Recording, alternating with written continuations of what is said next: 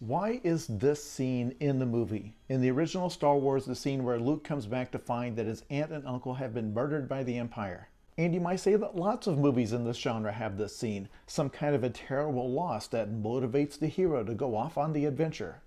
Okay, but why?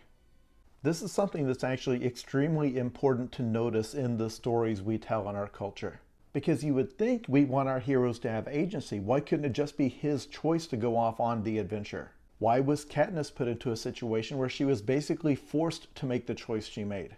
Why didn't Harry Potter just run away from home to go to Hogwarts? Why did Hagrid have to basically come and drag him out of his house? Why couldn't Marty have just volunteered to get into the time machine? Why did he only go after Doc Brown got shot? Because in this genre, the fantasy is not just, what if I, a regular guy, got to go on an adventure? Because after all, there's nothing stopping you from going on an adventure anytime you want. You could just leave your house and go do something weird and new. And you're saying, well, I can't. I've got a job, I've got a family, I've got bills. But Frodo had a job and bills, or at least he had obligations, same as Katniss. Same as Neo, he had a job and rent. So the fantasy is, what if somebody came along and gave me permission to do this? Even if the permission comes in the form of a doctor telling you you have a terminal disease.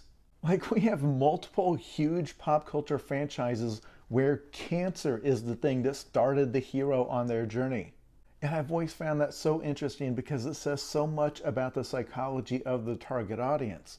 Because so many people out there see themselves as this, as imprisoned in a situation.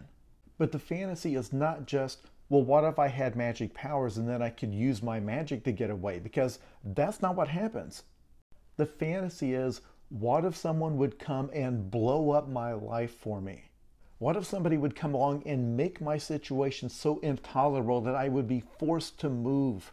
It's like you're standing on the shore across the river from the life you want, but you're so scared to leave dry ground, so you sit around and fantasize, what if somebody would come along and just throw me in the water? Because deep down I think I could do something extraordinary if somebody would just come along and give me no other choice.